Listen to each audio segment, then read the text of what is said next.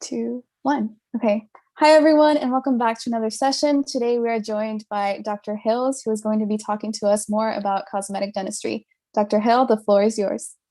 Awesome. Thank you so much for having me today. I'm super stoked about coming here and presenting. I remember when I was getting ready to go to dental school and going around shadowing lots of different offices and how exciting it was for me. And it really helped me kind of, I guess, plan my future and what I wanted to do in dentistry. So I know you're limited with COVID and everything, so I'm glad you guys had this idea, being able to put together. So we'll start from the beginning. So my name is Dr. Tyler Hales. I'm a cosmetic dentist. I'm located in Orange County, California, and my practice is called Hales Parker Dentistry. So you can, down at the bottom, there's our Instagram link. So my Instagram is Dr. Bowtie at OC, and then our office is Hales Parker Dentistry. So Dr. Parker is my partner in the office. So a little bit about myself. This is my family. My wife, Aja, and then I have 3 little ones. So I got Scarlett, who's the big one, and Jade, who just turned 5. We had a birthday party for her on Saturday. And then Royal is 2, and he's kind of the king of the house. He rules everything.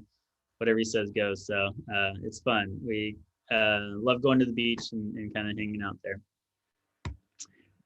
So my journey on becoming a cosmetic dentist. So early on, I was born in Los Angeles, California. My dad was actually in medical school at USC when I was born. And then after he graduated, we moved down to Orange County, where I grew up, not too far from where I practice now. And then I went to undergrad at Brigham Young University. That is where I met my wife, Aja. So we actually had an anatomy class together. And it was pretty interesting because I couldn't remember her name. So I remember in my phone, I put her down as anatomy girl. And so she never lets me forget that. But we got married soon after that, after we dated for a couple of years, and really has been so great. And she's been a big influence on my dental career. When I was 19, I actually went and served a mission for my church in Ireland for 2 years. And that was a pretty big opportunity for me. It was fun to be able to just be out there, not having to worry about tests and things, just doing service for those around really the country. And so really helped me kind of take a step back and look at kind of the bigger picture of what's important in life, and then help me kind of decide on what I wanted to do. So a little bit about what I wanted to do was, my dad is actually an anesthesiologist, and so is my grandpa. So obviously I wanted to be an anesthesiologist as well. I wanted to follow in their footsteps and go to medical school. I wanted to go to USC. And so I had that from a very early age, deciding to do that. So when I went to college, that was still my plan. So I went and started doing research, started getting ready to take the MCAT, things like that, until I kind of took a step back and thought, okay, well, what is it that I really want? I just thought I wanted to do what my dad and my grandpa were doing, but I really kind of wanted to see what was, best for my personality. And that was where I found dentistry. And what I did was I actually took a class that was Intro to Health Professions. And in this class, we had basically every healthcare professional come in, and they just gave a presentation about what they do and why they liked it. So one day a dentist came in and he kind of spoke about his career and what he does. And after that, I decided I'm going to write a whole research article on dentistry. And after that research article, I knew that was what I wanted to do. I knew that I wanted something where I could really control more of my hours. My dad was always on call. He worked kind of late. And I really wanted to have relationships with patients. And so that's why dentistry was such kind of a powerful opportunity for me, because it really fit everything that I wanted when I was looking for a career. And so I just had to really change my direction from taking the MCAT, going to med school, to then studying for the DET and going to dental school. And it was neat because my wife definitely pushed me to do something that I was passionate about. And I wasn't always that passionate about medicine. I knew I wanted to help people and things like that. But when it came to dentistry, being able to go in and shadow those dentists and see kind of what they do every day was awesome for me. And that really just pushed me to get to where I am today. So from there, I ended up going to USC Dental School. So I did follow my dad and grandpa's footsteps there, fellow Trojan. And so I graduated in 2016. And I loved USC. USC is awesome because from day one, you get into the clinic and they have you start using a drill. And I'm a very much hands-on type of learner. I don't do so well just like reading books and watching videos. I have to actually get in there and do it myself. And so with USC, it was always working with your hands. That was the best way they taught you. They did a program called PBL, where problem-based learning, where you're given really situations and you have to figure out what to study and what to learn from that. And so from there, I felt very confident coming out of dental school, working with my hands. But also USC did a great job in preparing me of becoming a cosmetic dentist because of a lot of the people that we had as professors there. One particularly was Dr. Monnier.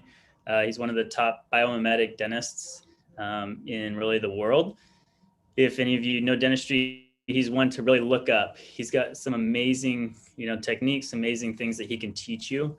And so you just got to figure out what's best for kind of you and your situation. One thing that happened when I was in dental school was my wife was pregnant, and it was, my second year, and I was going to be taking the board exam, and my wife decided to go into labor the night before I was doing the boards. So it was very interesting. It was kind of nice though, because it took my mind off having to worry about the board exam, and ended up having the baby nice and healthy. And then the next day woke up and just went straight to my board exam, and luckily passed, which is awesome. But definitely don't recommend that. So try to plan if you can have kids in dental school. Don't have them around the time that you're taking the boards. But we ended up having then my second girl at the end of my fourth year, actually right before I graduated. And so in this picture, she's about a month old, which was super fun. And so it was pretty neat. So from there, I graduated in 2016. I knew that I always wanted to work kind of in California. And so initially I went down to San Diego. When you finish dental school, you'll realize that it's a little bit difficult to try and find a job right off the bat because people always want experience. And I luckily had some really good connections with some dentists because of mentors that I've worked with, and that communication that I was going and seeing different offices even while in dental school. So I graduated, we moved down to San Diego, and I actually had 3 different job opportunities where I was working at 3 different offices for really throughout the week. So one was like 1 day a week, the other 2 were 2 days a week. Now it's really hard to get full-time work unless you're going like corporate. But with this, I always wanted to work in kind of just, regular dentist office, nothing that had big chains and things like that. The nice thing about that was I worked really in 3 different type of offices. One was a Medi-Cal office. So we saw a lot of medical patients. One was a PPO office, and one was an HMO office. And what that did was it really got me to see the difference between how insurance works and how every office is a little bit different. And so I was able to kind of critique on what I wanted to do in dentistry and what my kind of ideal office was that I wanted in the end. So right out of school, I was just an associate for these different offices. I kept asking them to give me more time, see more patients, things like that. But I could never really get over that hump of getting to where I wanted to be. So after about 6 months in San Diego, again, I had a friend who was looking to hire someone in Colorado, and I never really wanted to live in Colorado. I always wanted to stay in California. But this opportunity was really good. It was actually these two owner docs had a second practice, and they were looking for a doctor to come in and just start working the practice and really take it over. So it was a great opportunity, especially someone right out of dental school. I ended up moving out there with my family and just started working the practice. It was a Medicaid office, so it was very high, lots of patients. We were seeing, probably 100 new patients a week or a month, and just doing a lot of dentistry, which right out of dental school was amazing. To be able to get that experience and get your hand skills faster and faster, it was pretty unique. Also, the nice thing was the owner docs were right next door at their own office. So their office was next door, but they were a cosmetic office versus my office was the Medicaid office. But what was really nice was I could actually go over to their office anytime I wanted and watch them do cosmetic procedures. And it was a huge learning opportunity for me because I just watched every single day them doing, veneers, doing implants, and I learned so much from them in the time that I was there. So I was with them for 2 years. We grew that office from when I got there to almost double the production. And then I knew I wanted to come back to California. I knew that kind of wasn't the end result that I wanted. And so that was when I called my partner and asked him if he had heard anyone that's looking for a job here in California or for an associate. And that's when he told me that he was looking for a partner. So we communicated and we felt that we were going to make a great team. And I joined on here at Hales Parker Dentistry in 2019. So originally he started the practice in 2013 from scratch and built it up to where he was just so busy. And then in 2019, I bought in. So it went from Parker Dentistry to then Hales Parker Dentistry. And then we've just kind of been growing from there. So it's been fun to kind of look at my journey in dentistry and see how, every job that I've taken has kind of pushed me to that next level and kind of made me into the dentist that I am today. And then how I've had those mentors that have helped me to really become better and push me to really be great. So one of the things that you should always be doing is looking to network or finding mentors that are going to help you in life, not just in dentistry, but in everything. So a little bit about me, what I like to do. I love my family. My family is all here pretty much in Orange County. My faith, and then I love surfing. Me and my partner go surfing maybe about 2 times a week before work, early in the morning at sunrise. I love skiing, so I love snow skiing and I love water skiing. Every summer we go out to Lake Powell. It's probably like my favorite trip that we do. And then any sports. I'm always trying to watch sports, or I love playing anything outside. Soccer is kind of my big sport that I played in high school, but I really can watch it all, so it's fun. So what is cosmetic dentistry? So when you look at cosmetic dentistry, there's so much that kind of goes underneath it. And it's kind of unique to each person. You kind of make it what you want. Whether that's, you just want to kind of straighten teeth with Invisalign. Is it just that you want to make fillings look really good? So cosmetic dentistry can be quite a variety of things, but when I think about cosmetic dentistry, I think about beauty and I think about symmetry and I think about nature, right? So anything that I do, I try to incorporate it into how is it going to flow with the rest of the smile? How is it going to function? How is it going to fit into this person's smile? Everybody's unique. And so you want to kind of create, whether that's dentistry or create something for them that's going to fit them. Okay. So I don't know if any of you have seen this sequence here before. It's called Fibonacci Sequence. So what it is basically they add the previous number and then the previous 2 numbers, and then you get the next number. And so it keeps going on and on forever. So then what they have is what is called the golden ratio. And so what they do is they take the 2 numbers. So you'll take the second number and you'll divide it by the previous number.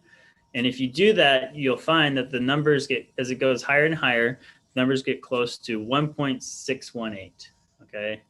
And so what that means is that this is something that you'll see a lot in nature. And as you go, it becomes what we call the golden ratio. And so as we look at nature, you'll kind of start to see it all over the place. And it's cool because you realize how everything, really looks symmetry. It looks beautiful.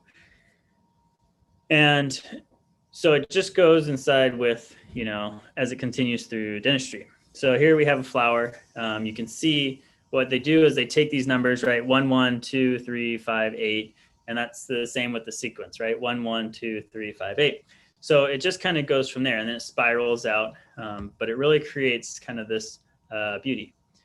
So from there, we look at other things, right? We look at a shell, same kind of situation. We look at the ear. So you can see how this design of the spiral technique of 1, 1, 2, 2, 3, 5, 8 really comes from all over the place. And so each person, if we follow those kind of layout, then you're going to really kind of find that beauty within it. So, there's always like the rule of thirds, but everyone, this is when you look at someone and you look at, symmetry, what matches, what's going to match their face, what's going to blend. Do you want sharp angles? Do you want soft angles?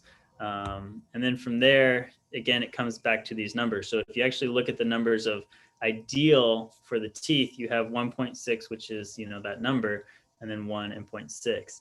And so these are kind of things that you want to look at when you're designing a smile, when you're designing teeth, or you're talking about, a lot of times people will say, hey, I just don't like my smile, and it's because maybe these numbers are off. And those are where you kind of want to critique it. So I'm going to show you this little video. This is a little bit about my office. Can you hear it? Hey, welcome to Hales Park and Dentistry. Come on in. So this is our beautiful office. We recently renovated it about a year ago. We got Dr. here, our front desk. Are you serious? Oh yeah, I introduced her. So then as we work back, I'm going to give you a little tour of our office. So we got laboratories where we see patients. And here's our 3D machine, where we take our 3Ds, we can look at the airway. So we use this a lot with Vivos. Pretty much every patient gets scanned, so we can really evaluate airway, upper and lower airway. And as we head back, we've got our lab, more operatories. And then here is our photo room. So we take lots of pictures. We got our Vivos scale. So anytime we are updating photos or things like that, we always want to make sure we're using that Vivos scale to help see the differences and the symmetries. And as we head back, we have hygiene. Yeah. And here are syrup machines. We're doing crowns, same day crowns, help be efficient with our patients. And then finally, this is where I do a lot of my consultations for Vivos. I make a lot of videos for them, helping them understand airway, why it's important, and really give them education about what's going on with their airway and their sleep. So pretty fun. Cool, so that's my office. I love coming to work because you get to work in a beautiful spot.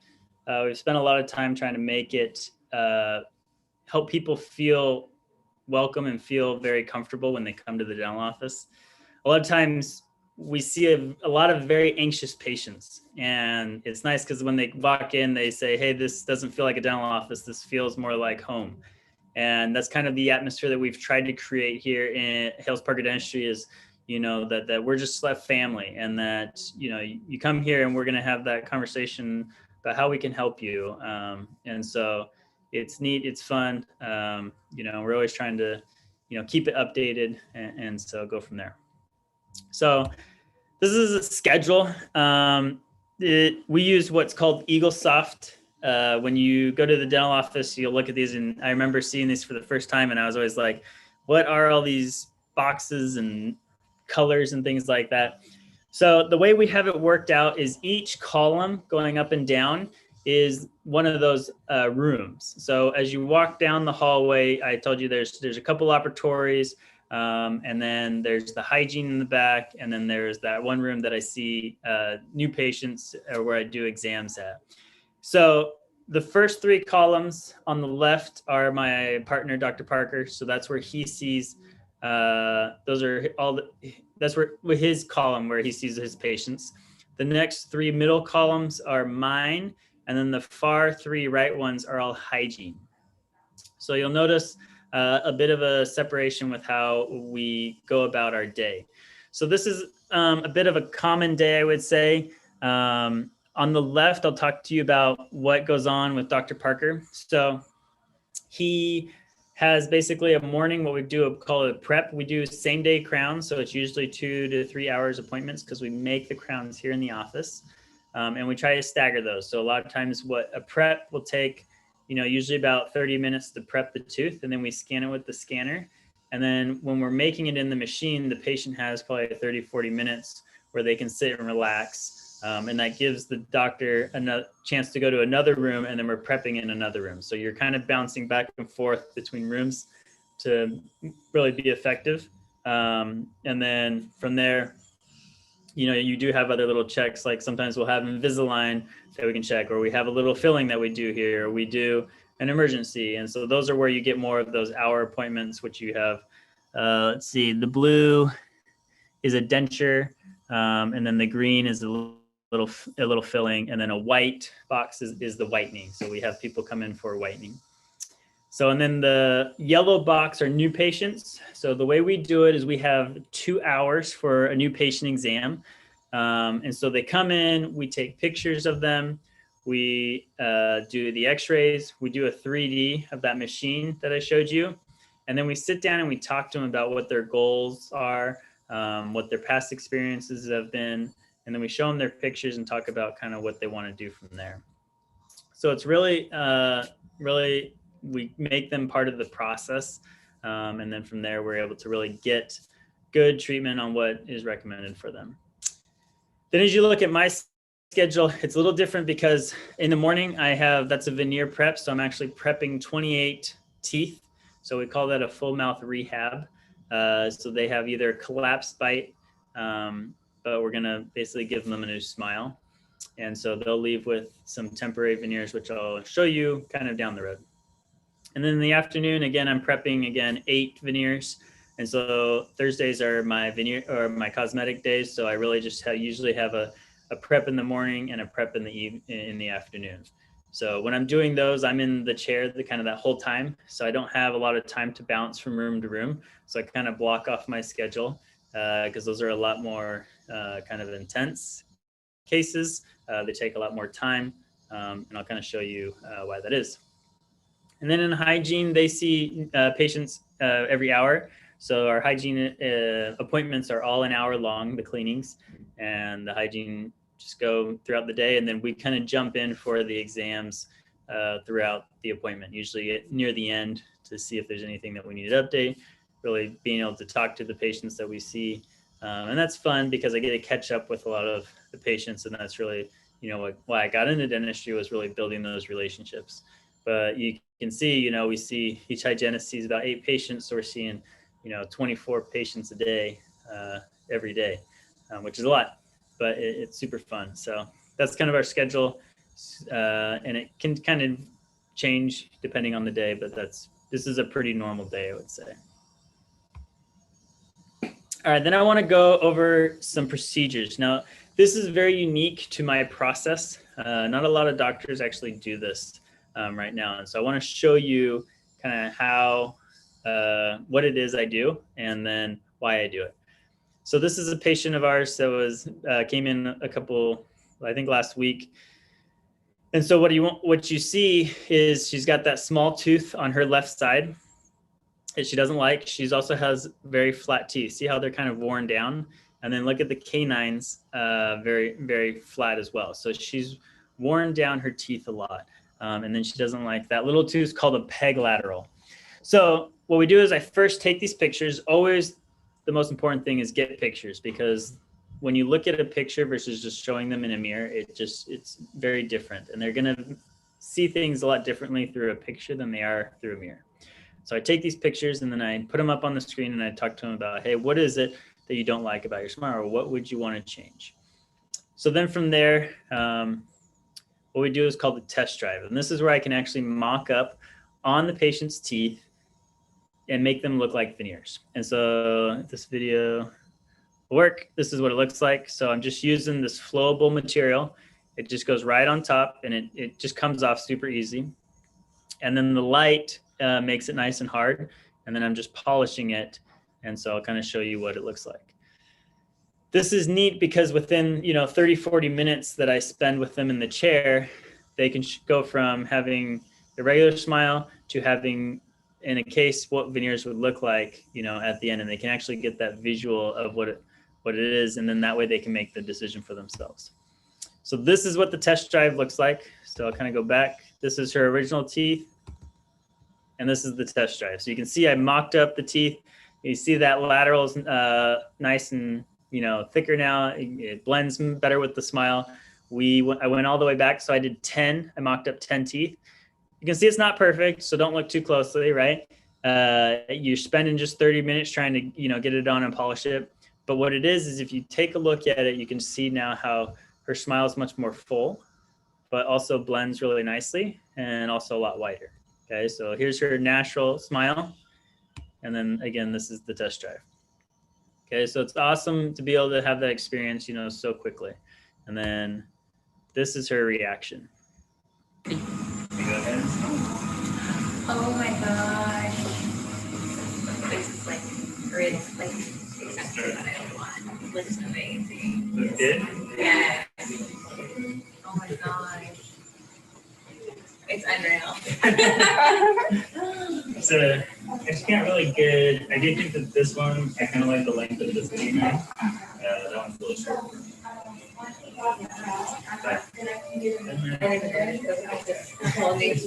Yeah, so I did lengthen it.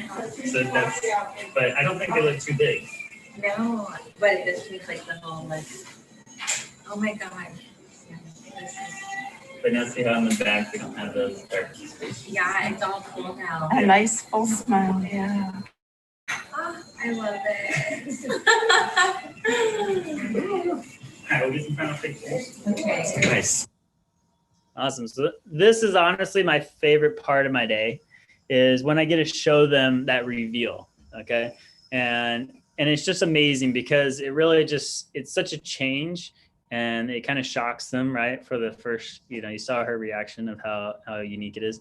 And it's fun because, you just see the difference right away.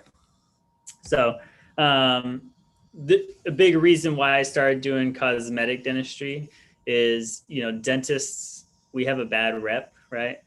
That basically no one likes us. And you'll see when patients come in, they're like, I don't like the dentist. I do not want to come see you. I was forced here, and I'm never coming back. That's kind of what they always tell me. But what happens is when I'm able to build that relationship with them, or I'm able to give them a smile that's going to change their life and give them confidence, suddenly it changes kind of that demeanor with me. But it's the one time where like they're just so appreciative, but it also helps them, right? And so I always wanted something where I could, serve others or make a difference for someone. And that's where cosmetic dentistry has really made a difference. And that's why I love it so much, is that, I'm able to see that versus, doing a filling and crown is fun and it makes a difference. But a lot of times it's harder experience for patients and things like that. So I'm going to talk about some technology. So we have a ton of technology in our office. We're always trying to keep really at the front of all the new stuff that's coming out. It only makes the experience for patients better. And it's awesome with dentistry, just what they have coming out. The future is super bright with dentistry and everything. So I'll go show you some things that we have. So the thing on the left is called the laser. I use this on most of my cases for veneers. We can use it for a ton of different things, whether that's removing some of the gum. You can actually use it for cold sores. You can use it for implants. So it's we use it all the time, and I'll show you in one of my cases what it looks like when I use it and kind of the before and after for that. At the bottom, it says the Nitero Scanner. So we actually just got this thing, I want to say like 3 months ago now. It's one of my favorite things we have in the office because you can actually scan someone's full mouth in like 5 minutes. Before, you have to go and take someone's impressions, right? They have to sit in the mouth for like 3 minutes. The patient's gagging, you know, almost throwing up on you. Like, I'm sure you guys all had that experience. But with this scanner, we don't have to take impressions anymore. We can literally scan it in 5 minutes, and we've got everything we need that we could use with an impression. So we can send that to a lab. We can prep. We can, you know, it's amazing what we can use with it. It actually has technology to show if they have any cavities. So we can even kind of get away from having to take some x-rays because it'll show us interproximal cavities there. We can use that to diagnose it as well. It's a great learning tool for patients because we can just show them. It's easier to look at this and show them a cavity than it is like looking at an x-ray where no one knows what they're looking at. The CAD/CAM machine at the top. So we have that. That's what we call for the same day crowns. So I prep for a crown and then I scan it similar to the Nitero scanner. And then I design it right there in the office. And then I send it to this. And it comes, it's a little block of porcelain. And it's got these 2 little burrs and they go around and they shape that crown for me. And then I put it in the oven and make it nice and hard. And then I can seat that. So within 2 hours, the patient is leaving with the crown in their mouth. They don't have to take impressions again. We don't have to bring them back. We don't have to have a temporary crowns. If all you guys know what that is, you know, those are just miserable experiences. So we're trying to make it as easy as possible for patients. And that's really fun to do. And also I get to design things on a computer. So I get to use a lot of my artistic side to it, which is fun. The last one is the Cbct Scanner, which I talked a little bit about in the video. It allows us to take different slices of the skull. So we use this for a ton of different aspects of our practice. We use it for airway. We look at everyone's airway. We can actually measure the volume of it. We look at the sinuses. You can look at the teeth individually if they have any infection. We look at the third molars, and we can also use it to design implants. So when we're doing implants, we actually already pre-plan it on this system. So then when we go and place it, it's just super easy. We can look and measure the bone width, everything on it. And so every single one of my patients, I take a CBCT on. I don't even charge them because it's so much better for me to have that information than it is to kind of worry about, hey, am I gonna, you know, make money on getting x-rays? And for me, it's just like, let's just take it, whatever. We got it, we need it. And patients love seeing their skull, their face, things like that. It's kind of cool. All right, so I'm going to go over a couple different cases, and you can always ask me questions. I know we're going to ask some questions at the end, so but then we'll go from there. So this is our first case. So this patient came to me. Her concern was she didn't like her small teeth. They were very narrow, and then the gaps. So when you look at these teeth, you know, she has nice teeth. She has nice gums. She takes really good care of them. Really, I don't even think she's had a filling before. And this is something where you can't just close the gaps with doing braces, right? Because of the shape of them, they kind of angle inward. So they're kind of fatter at the top and more narrow at the bottom. So the only way to really close that gap with braces is you'd have to bring them back at an angle. And it wouldn't look very good. It just would be kind of weird. And then her lateral teeth are very short. So if you look from there on, everything else looks pretty good, right? The back teeth, she's got a nice broad smile. And so those weren't a big concern for me or for her. So we really were just kind of focusing on the 4 front teeth. So this is, we do have to take impressions. We send it to a lab. And what the lab does is he does this wax up. And so the wax up's on the right. So that's what I want the teeth to look like. Her natural teeth are on the left. I told him to do a little bit of a gum lift. So we're moving up the gum tissue, and that's what the blue mark is, showing me where we want to do that. All right, so this is the laser. So I talked a little bit about the technology, and this is how we do our gum lift.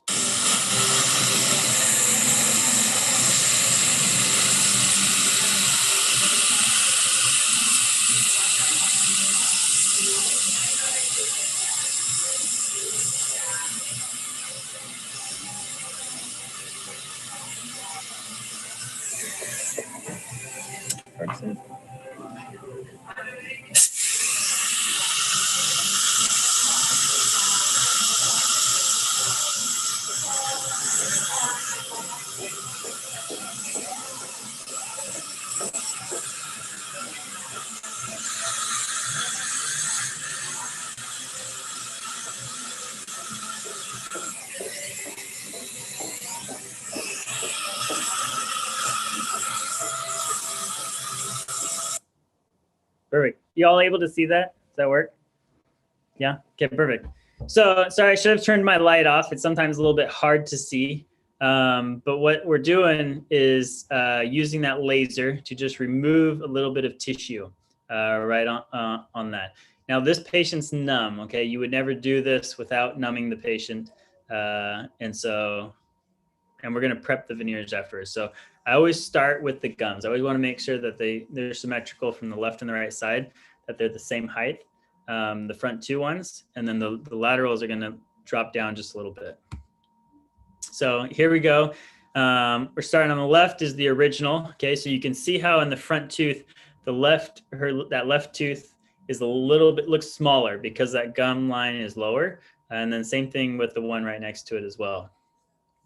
Then the right one, sorry for the blood, but it's that's after we did a little bit of lasering, so you can see how much better it is.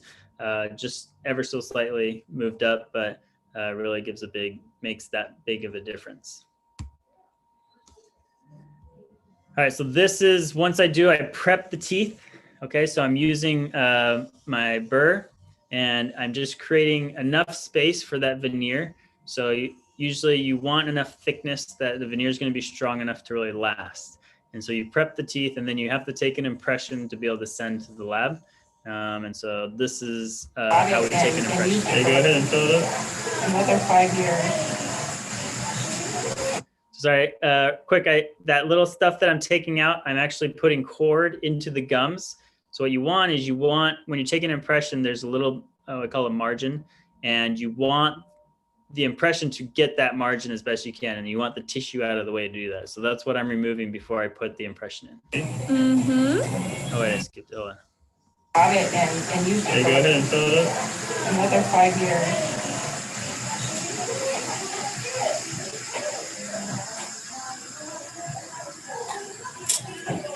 Fill it? Oh, yeah.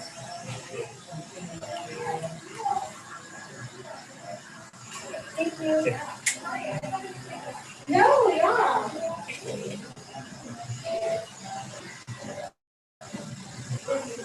I know, I actually had to close my window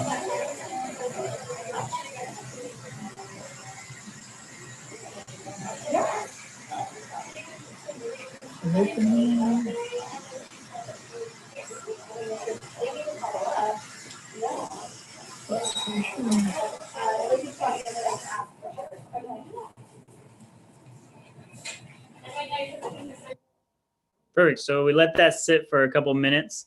I know I talked about doing the scanning. When it comes to veneers, I noticed that I get better results when I take impressions. So this is the only time that I take impressions in my office is when I'm doing veneers, because I just see that I get better results with that. And then this is what it looks like. Mm-hmm.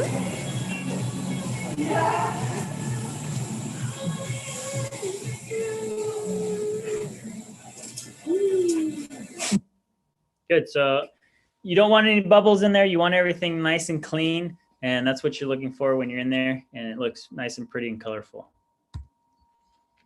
And then after that, what you're going to do is, so we have that wax up of the teeth and what the shape that we want from it. And then we use this little putty matrix. We fill it with some material. And then this is what the temporaries look like. Okay.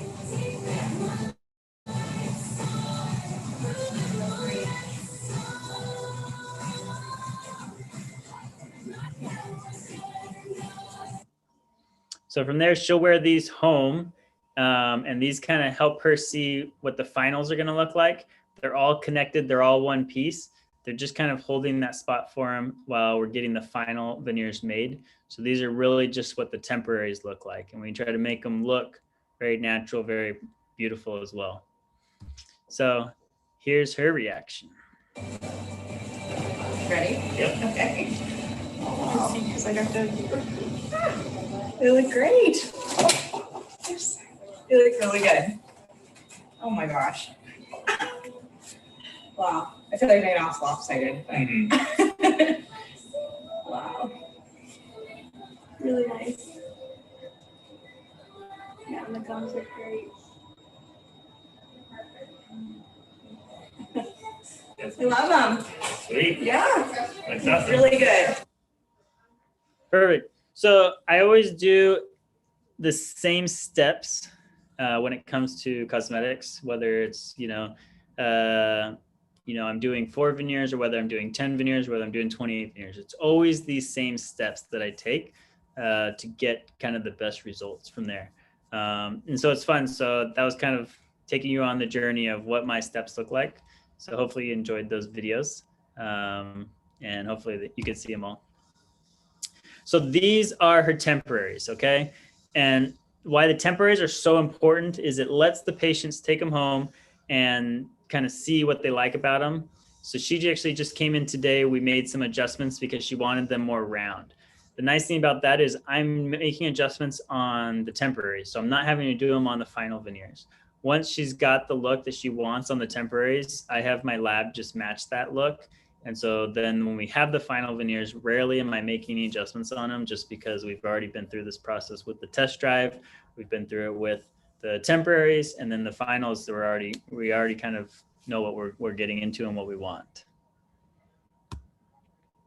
All right, so this is case 2. So this lady, she came in, she didn't like how narrow her smile is. So, and then she said her 2 front teeth just seem very dominant over everything else. They just is kind of like bunny teeth, right? They're just so big. So what we wanted to do is when you're trying to build out the smile, make a more full smile, you've got to do really the 10 teeth. So she didn't like how she's got some overlap on the front teeth. And then she didn't like some of the kind of staining in between the teeth. So this is the test drive. I always do a test drive as best as I can on every patient. Again, it helps me kind of plan out the case on what I want to do, but also helps them see what's possible before we even jump into it. I always want them to have an idea of what's best for them. Is it 4 veneers? Is it 8 veneers? Is it 10 veneers? And the test drive really gives that to them so they know what they're getting into before we go and we start prepping any teeth. So these are her temporaries. So we prepped 10 teeth. And this is, I think, the day probably right after prep. So then she gets to test these out. You can kind of see how we brought in everything. And now the front teeth don't stick out as much. And these are her finals. So you can really see what a difference it makes, when we're talking about here's where we started and that's where we are now. Okay. And so it's neat to kind of see the process, right? Each step of the way and what we're trying to do. And this is her before and after. So see how kind of the back, she's got like the kind of dark shadowing when she smiles. And all you kind of see are those front 2 teeth versus now when she smiles, look how much teeth she sees, look how bright it is. It makes such a big difference there. So this is actually the left side's the before, the right side's the after, if you didn't see that. And then the third case, I wanted to put this in because I do a lot of sleep apnea as well, a lot of airway. And dentistry is going in that direction, okay? It's so important that dentists start to look at that. And so whenever I do a case, whether that's veneers, whether that's just fillings, things like that, I always make sure to look at their airway because I don't want to cause anything to impede it or to cause more of a restriction there. So whenever you're doing, whatever dentistry you do in the future, you always want to make sure that you're focused on this and that you're not causing more issues. So this is a patient that came to me. They had TMJ, but they also have some sleep issues. And so you can look, this is the 3D that we get of every patient. So you look at the airway and it's 16.9 cubic centimeters. I don't think I have a little cursor. I don't know where it is, but it's on that kind of upper right by that yellow and or green and blue airway. So that's the volume of the airway, which is a little bit small. And then as you look right below that, there shows you the side profile. So it's like split the head just like this, and you're looking at this side, and you can see where that restriction is, how it kind of goes backwards behind the tongue. And so this person has really a small airway. So if I was doing any treatment, if I was going to do veneers or things, I don't want to put more bulky teeth in there, or, you know, or if I'm doing Invisalign, right, collapsing the bite just to make sure that all the teeth are straight. So those are things I focus on anytime I'm doing treatment. Now, the nice thing is that when we're doing sleep, we have a device that actually helps kind of open up, and that's a whole nother, you know, presentation that we can go over. But, you know, when we do that, you can see here, now the airway is at 21.5 cubic centimeters. You can see how much more open, there's a less restriction there. You can see the sinuses clear up. So it's so important that, you know, you do focus on airway with everything we do. You know, we're all about, when you do dentistry, making the patient better and healthier when you leave. And so you just got to make sure you're looking at everything as a whole picture, right? Don't get so focused on just one tooth that you're causing other issues from there. You always want to make sure you look at big picture. And that's important, you know, from learning, and that just comes with learning and experience from there. So I know this isn't cosmetic when you're talking, you know, airway and things like that, but it's a major part of any type of treatment plan that I'm doing, that we're focused on that. So it's pretty neat. Cool. So those are my cases. Hopefully you enjoyed them. Now I'm going to give you some little bit of advice of things that I learned throughout my process of kind of my years in dentistry. So kind of the biggest thing that I've learned is networking. Okay. Don't be afraid to pick up the phone and make a phone call. You'll be amazed at how many people don't just call someone when they have some kind of relationship there. Okay. One of the big, you know, reasons why I got into dental school was my uncle had my uncle's brother worked at USC. And so I was at my uncle's house and he was telling me, oh, you're going to dental school. He goes, oh yeah. He goes, oh, my brother is big time. He works there. And I was like, oh, cool. You know, and I could have just left it at that. Right. But what I asked him was, well, you know, do you think I could actually get on the phone and talk to him about, you know, my application, or kind of getting some advice from him? And so I got his phone number and I just cold called him and just kind of told him my experience. Amazing guy, amazing dentist. He was awesome. Ended up being one of my faculty. But with that, he kind of saw my passion for dentistry and really ended up writing me a really good letter of recommendation for that. And you just never know what it is that's going to get you in, right? What I realized is, like, getting into dental school is hard. It doesn't matter, like, sometimes how good your grades are or how well you do on the DAT. Like, there's so many aspects to it that you could have the best grades and the best you know, DAT score, but there's just something that doesn't add up, or there's just you know, it's really random in some ways. So, you know, always finding an upper hand, whether that's you know, you meet someone and they can help you. You know, I realize that in life there's always going to be someone that you've networked with that gets you to where you need to go, right? And that's how I got my jobs, right? All my jobs came because I just picked up the phone and I called someone, cold call, and I just introduced myself. I said, hey, I got your number from this person. You know, don't be afraid to do that. It's such a big difference. It's going to really put you at a different level than it is everyone else if you can feel confident in doing that. And I mean, you got to get used to talking to people, strangers, because that's what you do as a dentist, right? I talk to new people every day. And it's fun. I mean, when you start to build those relationships and you build that network, like, it only helps you in life because you learn from those people. They share their experiences of what they've been going through, and it makes you kind of that better person, better in the end. So with that, you'll find a lot of mentors. Okay, as you build in your network, you'll realize the ones that are amazing people out there, and those are the people that you'll build friendships with, but also will help you in who you become as a dentist, or who you become as a person, or who you become as a father, whatever it is, husband. You know, those people have really influenced my life, and it all came from a phone call. So networking is huge, huge. That's like any type of advice I say, hey, this is the number one advice I give to people. Okay. Next, I say, educate yourself. If you're watching this, obviously you're doing that. Find out, look at all the different specialties. When I was shadowing, I didn't just go to general dentists. I went to an endodontist. I went to an oral surgeon. I went to a orthodontist. I wanted to get a variety of really professionals of what they do, so I could kind of figure out what it is that I wanted to do. And even general dentists, you'll go to different offices and you'll see how different they are. And so it just helps you learn on what it is that you want in the end. Okay, so just do a lot of education, figure out what it is you want. And then find your passion, what you're passionate about. So when I went to dental school, I knew I wanted to be, a general dentistry. I loved oral surgery as well.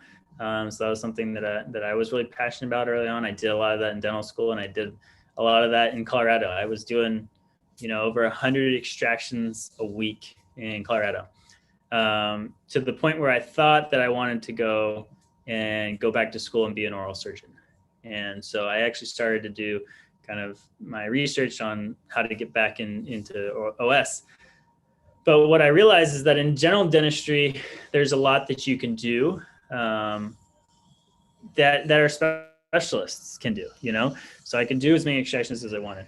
And that was really where it came down to, where I found my passion for cosmetics and sleep, because I knew that, if I wanted to go specialize, I could still do it in a way as a general dentist. And I do that with cosmetics, and I do that with sleep. So now I have certain days that are my sleep days and certain days that are just cosmetics, and that's what I focus on.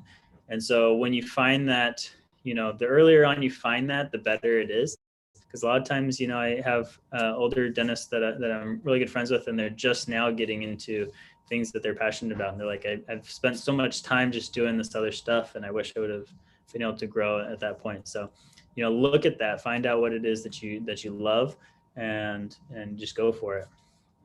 So be yourself, all about, don't try to be someone else. Okay. You are you for a reason.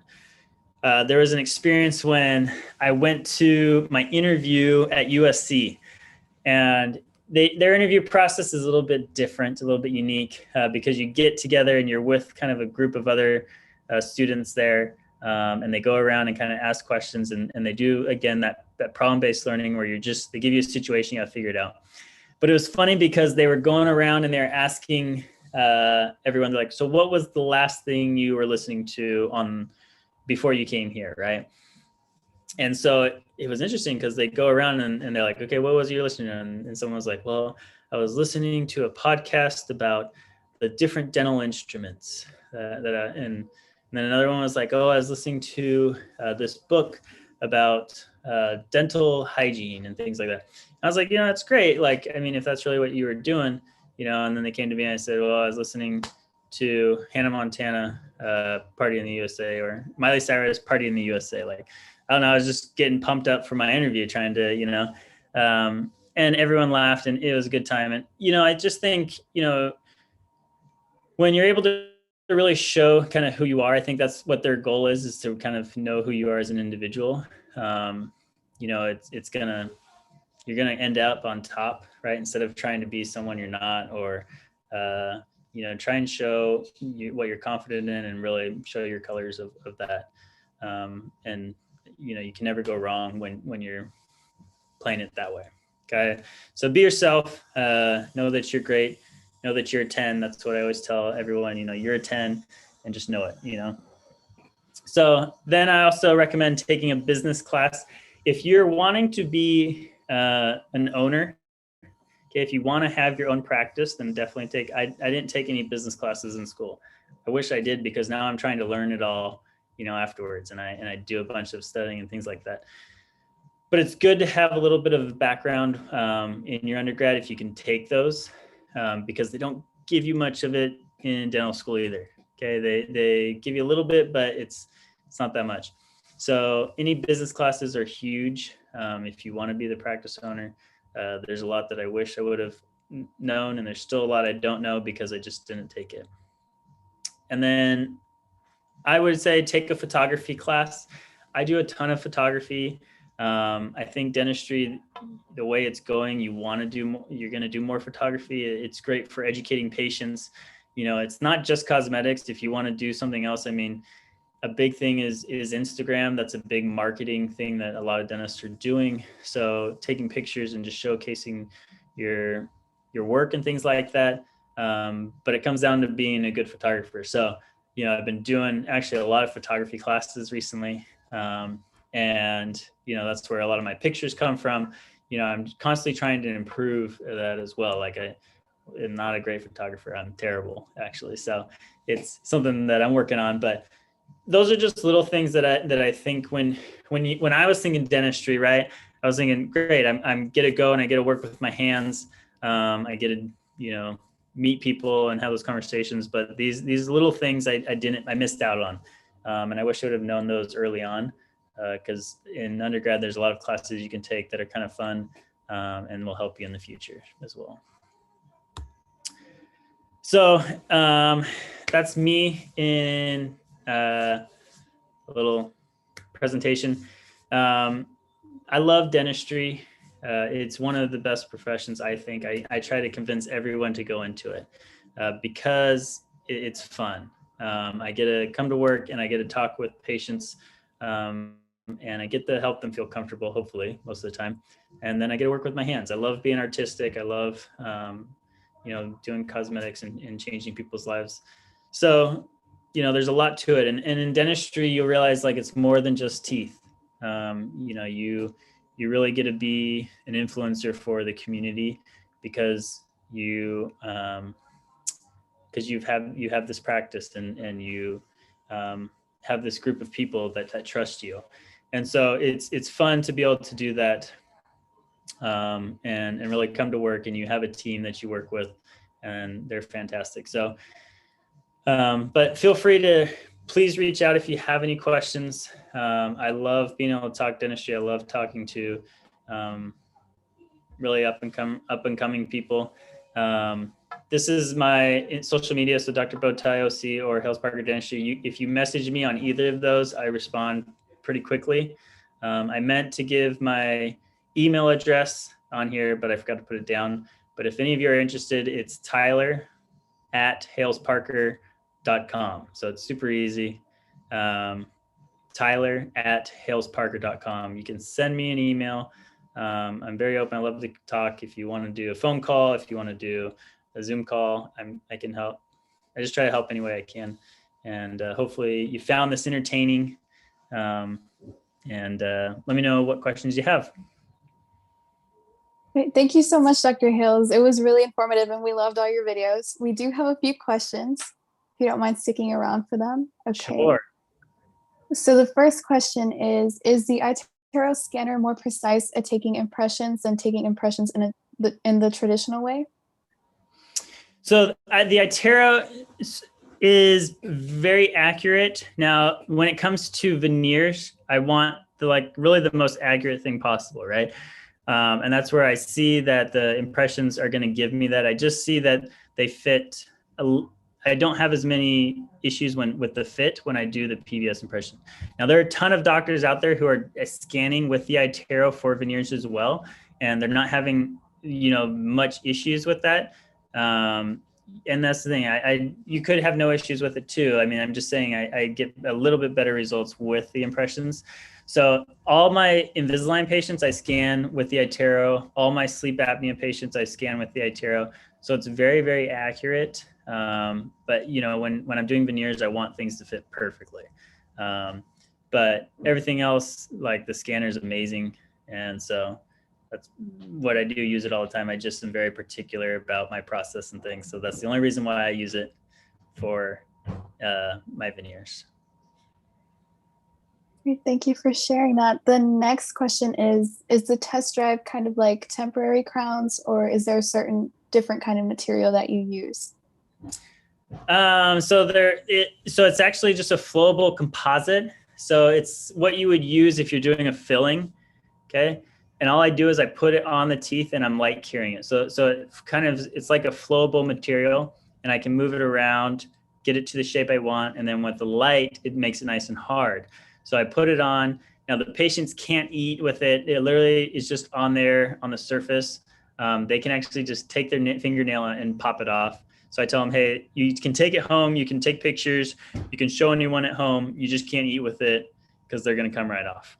So, but yeah, it's kind of that just composite material. It just, I haven't used any bond or anything like that to make it so it adheres to the tooth. It's just purely like on top of it. And the difference is like incredible. Like right away, you can see the big change. So it's really cool. Yeah, it's fun. I love doing that. All right. The next question is, do you operate on patients under IV sedation? And if yes, do you perform IV sedation yourself or with an anesthesiologist? Perfect. Yeah. So like I said, I have a ton of anxious patients that come in, right? They tell me they hate me. They don't want to see me. So it's nice because I got options for them, right? A basic one is doing nitrous. Okay. If patients they're a little bit anxious, but they feel very comfortable here, I usually use a little bit of nitrous to just help them take the edge off. It works fantastic. Another one that I do is I use, there's a pill, it's called conscious sedation. So I have them take some medication, and what it does is it just helps them feel very sleepy. It also makes it so that they don't remember any of the procedure. So they'll take that, they'll come into the office, usually someone drops them off, and they go to sleep, and then I can do all my work on them, and then they go home and they kind of wake up, but they don't remember anything. And then the last one is for those very anxious patients is I do IV sedation, and I don't do it myself. I actually have an anesthesiologist come on. They come into our office. They have their own gear all set up. It's amazing. They put them to sleep. And so the anesthesiologist is in charge of all of that. And then we can just do our work, and it's nice because they just control all that. I don't have to worry about it at all. Like 100%, they take it over. And then the patient, we wake them up at the end and everything's all done, ready to go. So I love any type of sedation is really good for patients. It helps them feel comfortable. And really they love it just as much as I do. All right. The next question is related to one of the cases you showed. I believe it was case 1. The person is asking, would gum lifting expose the root of the tooth, causing sensitivity? So it can. What I do is when I'm doing a gum lift, I measure how deep the pocket is or how much bone there is, okay? Because you don't ever want to take tooth structure do a gum lift where then you're exposing bone. If you expose bone, you're going to have a lot of issues there. So you can take the tissue up a little bit. Again, it depends on that level of where the gum line is. So you got to be careful. You can expose root surfaces, which can be sensitive. So there's kind of a happy medium between that, where how much tissue do you take away. A lot of times I'm not just doing a gum lift by itself. Most of the time I'm doing a gum lift with veneers. So I'm covering that root surface if I do expose it with the veneer. And so they don't really have sensitivity after that. If you're just doing a gum lift by yourself, you just got to be careful that you're not exposing too much root surface, or you're not taking too much away that you're impinging on that bone level, because then there's more issues there. So there's a lot that kind of goes into planning of that one.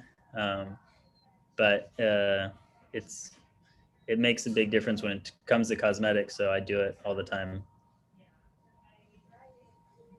Okay. The next question is, what do you like most about sharing a practice with a partner, an associate? Yeah, so I don't have an associate in my office. It's just me and my partner. We've kind of set it up that way because We make sure that we take, good care of our patients, that they're not seeing different dentists all the time. I was always kind of wondering, do I want to go in by myself? Do I want to partner with someone? And that's a big question, for a lot of people. What I love about it is my partner is about my age. So we're both pretty young dentists. We're, all about growth and pushing kind of the limits with dentistry, learning new techniques and things like that. What I love about having a partner is I get to see twice as many cases as someone who's in their own practice, right? I also have someone that I can sit down and I can say, hey, let's talk about this case together. So you can have that when you have your own personal practice, you just call out the dentist, but when it's nice, when it's like in your office or you have an issue, I just say, hey, Dr. Parker, come over, let's look at this together. Let's figure this out. And he does the same thing, whether it's an implant or, because a lot of times there's complicated cases out there where, talking about gum lifts, talking about, symmetry, how are you going to get all that, if you're doing implants, a couple implants here or, trying to plan that all out, it can get complicated, and it's fun to have someone that's on your team and that you can just sit down. And we've spent long hours throughout the night just talking about how we're going to figure this out. And honestly, he's been a lifesaver, because when COVID hit, it was hard, right? No one knew what was happening. Like every day was something different. And so when you have a partner that's on your team, it was amazing to be able to see, have that conversation, just know, hey, he's got my back, and we were throwing ideas. And it makes it that much easier than trying to do it all by yourself. So I'm a big advocate for having a partner. You just got to make sure you've got the right one, and that he or she is going to support you as much as you support them. But it's been great. We love it, and we're gonna be partners forever. So it's great. Okay, and we actually have time for one last question. So this one is asking, how did you get exposure to cosmetic dentistry at USC Dental School? So Dr. Monnier is a big time cosmetic guru. So he spoke about it a lot. And they actually talked a lot about, they had a presentation there about the golden rule. And I remember taking that class, and I remember thinking, I don't understand any of this. So if a lot of that went over your head, don't feel bad. I didn't even understand a lot of it in dental school. And then I also had a patient. So in dental school, I had one patient who was, a younger girl in her 20s. She had, one tooth that was discolored, had a root canal. And so she wanted to get it covered. And so I ended up doing one veneer on her. Well, in dentistry, you'll learn doing one veneer is the hardest thing you will ever do in dentistry. And it was amazing for me, because it was a great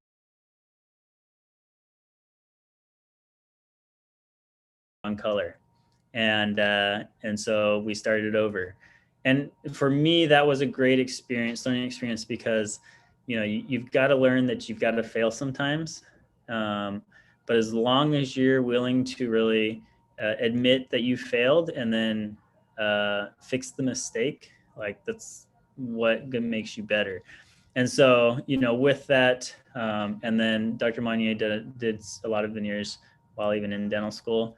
I watched him do them. I didn't do them myself, but that was kind of where my passion for cosmetics started, was there in dental school.